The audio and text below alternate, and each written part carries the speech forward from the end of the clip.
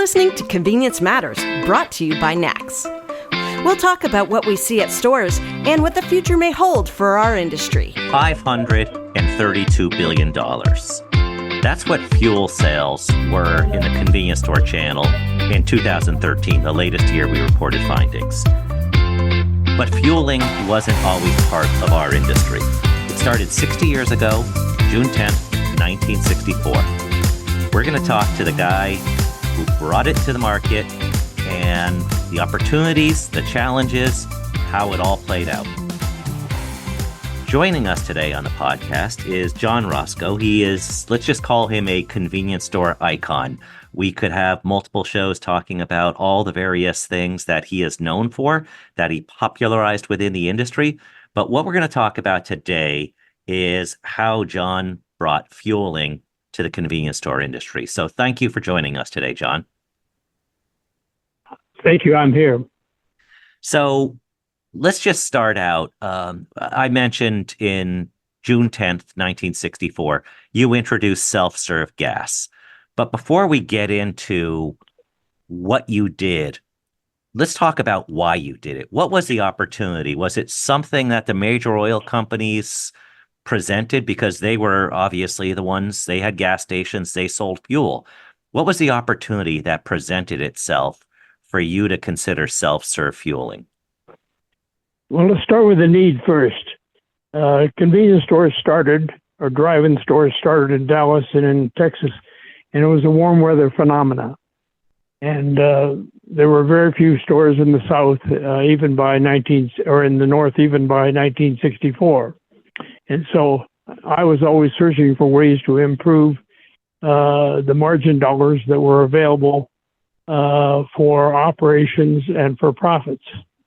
And in sometime in May of 1964, a local inventor in Denver came to me and said, I have a system where you can have self-service gasoline and still have control. You can press buttons and you can release gasoline to pumps and people can fuel their cars themselves. It sounded bizarre to me, but we had the same banker, and the banker convinced me that I should do it. The amazing thing to me is that I think I agreed to do it on May 18th, 1964. We started construction on June 1st, and we opened on June 10th. Today, you couldn't get a building permit to do anything that fast. Even in Prescott, Arizona, where I live now. No, you couldn't come close to doing a zoning permit. You'd still be working on drawings and all that stuff. So there were always cut-rate gas stations. The problem was that refiners overproduced, and as they said that the production guy sandbagged more than the sales guy did. So there was a back door for gasoline that they tried to get rid of. When we opened, gasoline majors were selling for $32.9 a gallon, and we went out at $28.9, and that those are cents. That doesn't sound like very much, but if you take the inflation index today, you have to make that by 10 times. So equivalent, majors were selling for $3.29. We were selling for $2.89, and our margin was about 4 cents. And the inventor took half a cent, and so we had a margin of about 3.5 cents, which would be equivalent today of 32 cents. I noticed this morning that you say that the convenience store margin is 43 cents. The difference is today, in 1964, it was a cash business. Today, it's a credit card business. Exactly. And we track the weekly Opus numbers, and that's the latest. Margins have been in high 30s or so for the last couple of years. So in 1964, can you just describe what it was like? People weren't used to doing things for themselves. You had maybe some automat vending machines where you could get a sandwich or something like that in a big city, but there wasn't any of the things that we take for granted today. Let's set aside the internet. There wasn't pour your own cup of coffee. There wasn't any of these ordering things. So the idea of pumping your own gas was relatively or extremely unique for the time, wasn't it? I don't think that was a problem at all. The main concern was the quality of the gasoline. And as you know, for years, even though the majors made gas, they pretended that they put a secret ingredient in the branded product, and that cheap gas was poor gas. And that was the major quality obstacle that had to be overcome. But price in the market is more important than quality. When I look at, go ahead. But I don't think the do-it-yourself was the problem. People were probably more confident doing things today or then than they are today. Just as evidence of the trouble I had getting on your system to log the phone conversation. Yes, and for listeners, sometimes it's a challenge just to get on links, just technology the way it is. So, but it worked, and we're glad to be talking to you.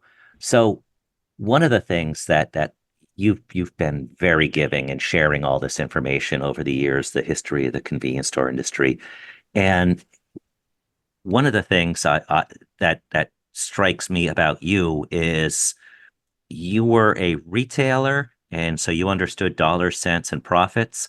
But even more so, you were a marketer. You knew how to create marketing campaigns to encourage people to buy something. What types of campaigns did you create? Because that first day you sold 124 gallons. You were doing something, right? You had 15, 20 people, 30 people, whatever, buy gas that day. How did you let people know about it and that it was a good idea for them? Well, as you know, convenience stores have traffic, and so you have to educate your clerks first of all to explain the system and so on. Also, people like to try new things. We used bag stuffers or handbills when we circulated the neighborhood. Sales were relatively easy to get. Getting sales was not very difficult. Now, what was difficult was changing laws and changing regulations and changing other retailers' minds to sell gas, and that self-serve was safe. Let's just start with the letters telling retailers. I saw all these letters that you sent to all these companies, and this is back in the day where you just can't crank them out 100 at a time in mass email. These were individually typed. They were customized. They had a lot of humor in them. You understood who you were sending them to because you knew them. What was that process like? Did you just take a list of the retailers you knew most across the country and said, I think this is a good idea, let's do it? Well, I'd been active in the association and gone to annual conventions, and so I knew these people. We did some innovative things in Denver because we were one of the first stores that operated in the north, and we'd had a lot of visitors over the years that come to Denver to see our operation.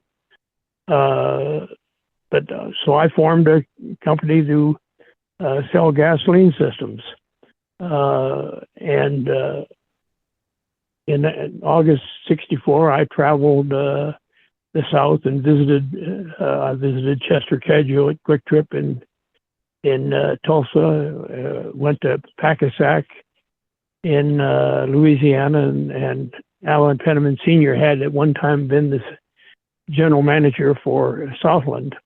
And so I dealt with his son, and we put in a gas unit in Louisiana. I went to Atlanta, where the Atlantic Ice Company, and you have to remember that convenience stores started from ice companies. Mm-hmm. And Atlantic eventually became Munford. And I attempted to sell them. We went to Pensacola, met with Eddie Hornstra, Harley Riddell of Little General, and I think it had another name at that time, Pickwick or something, and we put in a gas unit for them. That unit was eventually shut down for a while by the Florida fire authorities. But yeah, I tried to sell gasoline systems to people. The reason it was difficult was, number one, the fire codes, but number two, the industry is poor. And most of the, other than the ice companies and big companies, nobody had any money. And so they didn't have the money to put in. And so, but it only cost $10,000 to put in a gas unit, which would give you $50 a day in margin, we'll say, but they didn't have the $10,000. And so in as early as late 1964, the other equipment companies started to come out with systems, and Supertron, which was Herb Timms, the inventor, he stayed too long with it. He wanted a royalty, and he stayed too long with that. Instead of selling equipment, he was trying to get royalty, and so they became competing systems. But in October 1964, I gave a talk about gasoline at the convention in Anaheim. I believe it was at Disneyland, and held a hospitality room. But I wasn't very well received. I was well received. I just, nobody had the funds or the inclination to do it. Small retailers are not good innovators typically.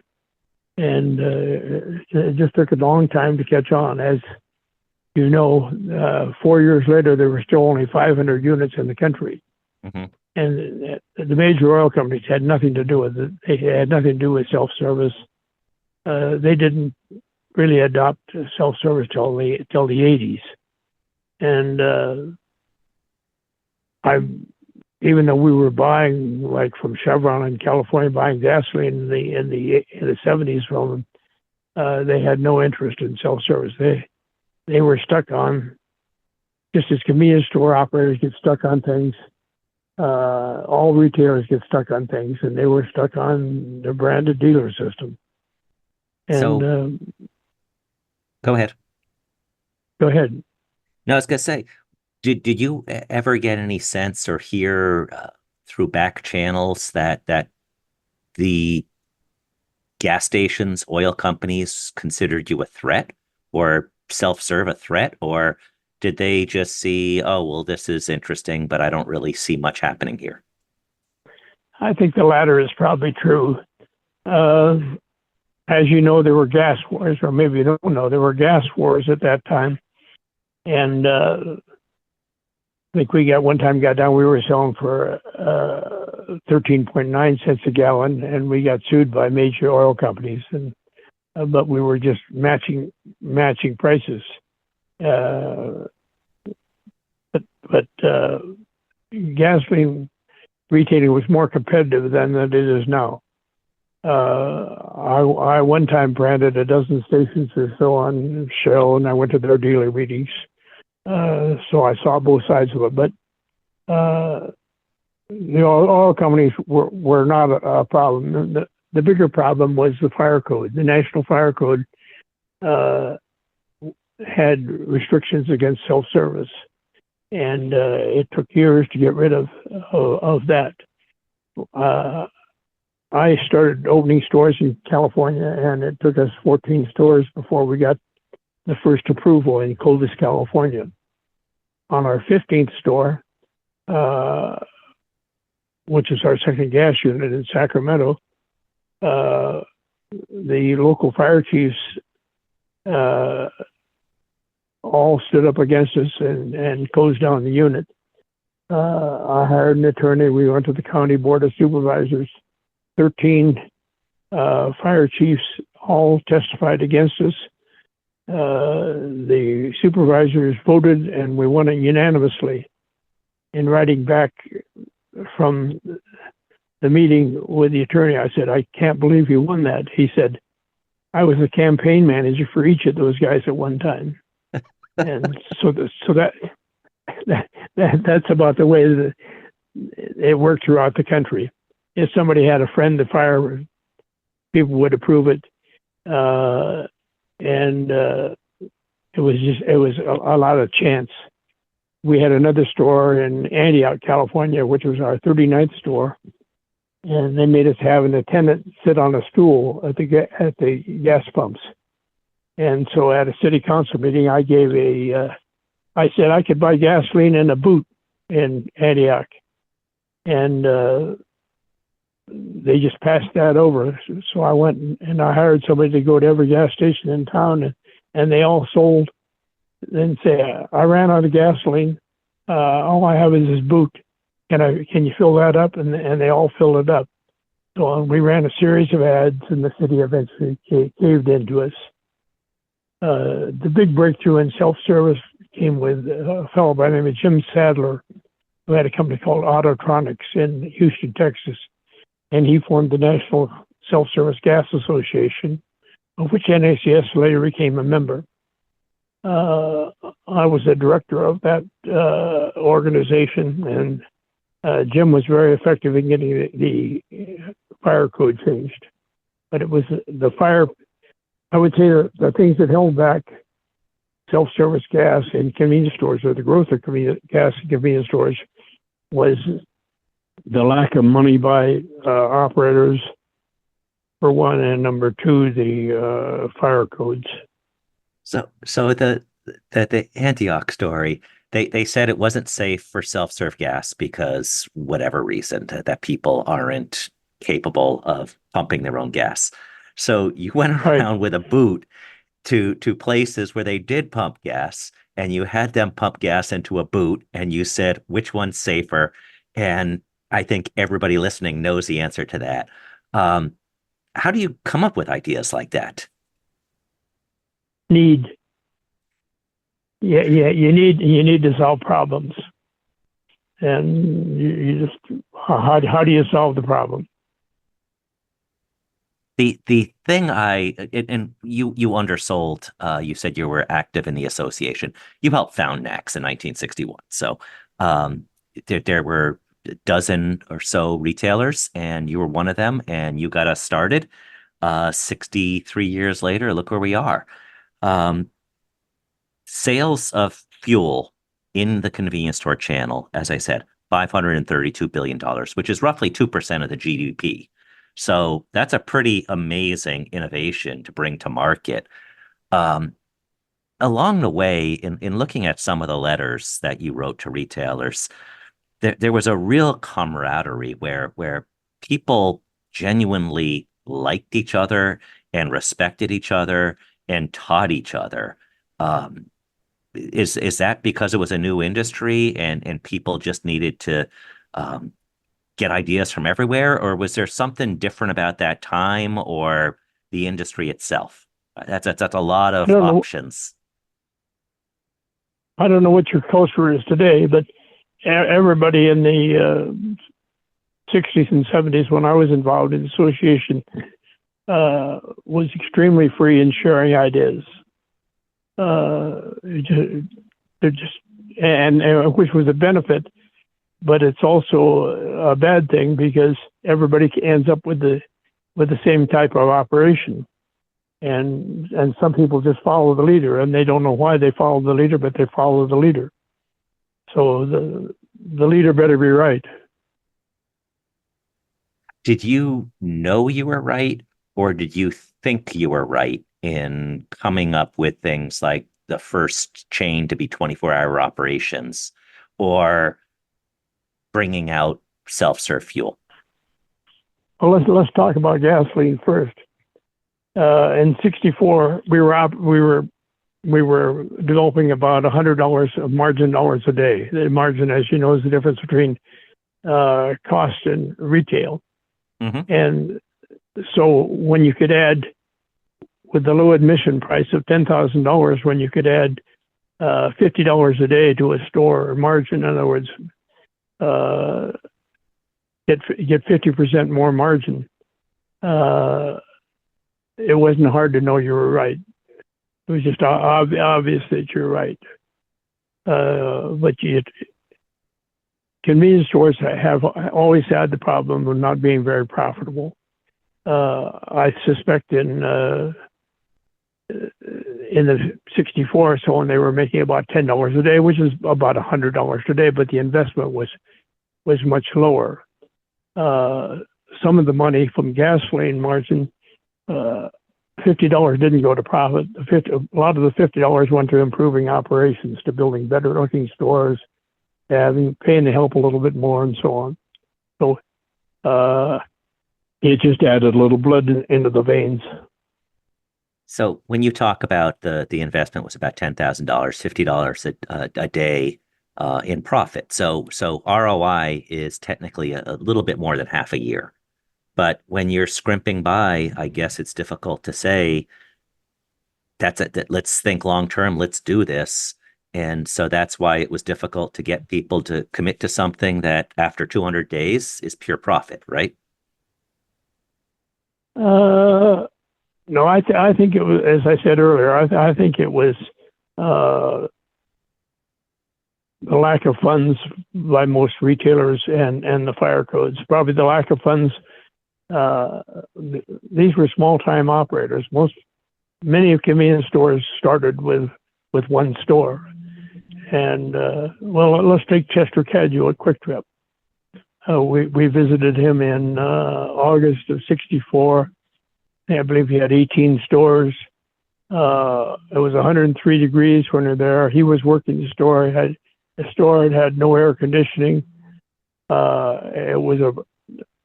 They'd started with almost no money, and so it took him 7 years before he put in the first gas unit, and then he didn't use it himself. He took it on a cents per gallon. Somebody else put it in and paid him, I think, 1.5 cents, 2 cents a gallon. But I think that was a typical thing. A lot of people wanted to do it, they just couldn't do it. And today, Quick Trip QT is as known for their gas as much as anything. That and of course, great customer service. There was recently a USA Today reader survey that asked people to rate top gas brands, and there's QT on the list. So took 7 years of convincing, and look where they've come since then. What fascinates me about your introduction of fueling, of self-serve, goes along with some of the things that you've shared with NACS from PR experts and all kinds of people about self-serve gas and what it means and what kinds of things it will unlock. This one article from a gentleman named E.B. Weiss, who was a PR legend back in the day, talked about self-serve gas will do things like build appeal to women, lead to people looking at the quality selection of food and things inside the store, reduce labor costs. And this is the great age of do-it-yourself. And one other thing he mentioned was technology developments allow some of these things to happen. And in reading this, and this is an article from the mid-'60s, it felt as current today as it did almost 60 years ago when this was written in 1966. So essentially, this is the same blueprint that somebody could possibly use for any other innovation that is looking to transform retail. You identify all the ways that the customer benefits. You look at how does it benefit your business, and then you go to work and try to make the two things work together. Did I oversimplify it? Is it really the same thing today as it was then? I think, well, that is true, but also other technology changed. As you probably know, there were about 250,000 branded service stations operated by oil companies and by their branded dealers in the 60s. In 64, there were 20,000 convenience stores, but the service stations changed your oil. They put oil in your car. They did repairs and so on, and then gradually, cars are better today than they were then. They don't need that service.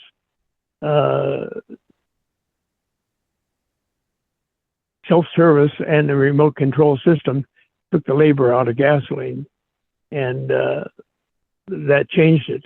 I don't think it was a competitive pricing deal. The oil companies were very slow to change, and they didn't change really till about in the late 80s, I suppose. As I sent you some information, I wrote and published a annual survey of the 25. What I did is I wrote down I copied what they said in their annual report about gasoline marketing each year, which was not much. Companies get fossilized. I suspect that today there are convenience store companies that are fossilized, and they're not going to turn those fossils into oil. It'd take a lot longer than it did the first time around, I guess. And fossils don't make good oil anyway. It was mainly plankton, right? Looking back to June 1964, whether it was that day you first started selling gas or something those first couple weeks, is there a favorite memory or story that comes to mind with either a customer said, "Where have you been all my life?" or "How do we get this everywhere?" or "I can't believe I knew I was right, but to actually see it is great." What was going through your mind back then? What was probably going through my mind, and I don't know this, was, "Hey, I'm liable to make it in this business." This may be it.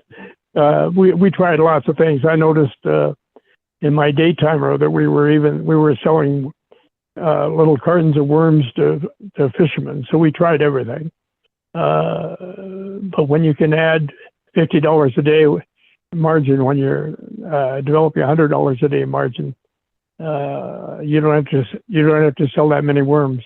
So it's funny that you said that you finally knew that you were going to make it in this business, because a couple minutes ago, heard the phone ring. That wasn't my phone. That was John's phone. He's still active in business. So kudos to what you've put together, both leading up to the rollout of self-serve gas and to where we are today, 2% of the GDP, and more than half of gasoline, more than half of convenience store sales come from gasoline today. So pretty monumental day that June 10th, 1964 in just outside of Denver, Colorado.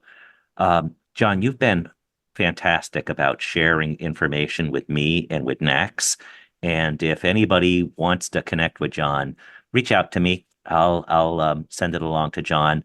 There's probably no one that has a deeper understanding of our history than John. So you have an open invitation to be on the show anytime you want.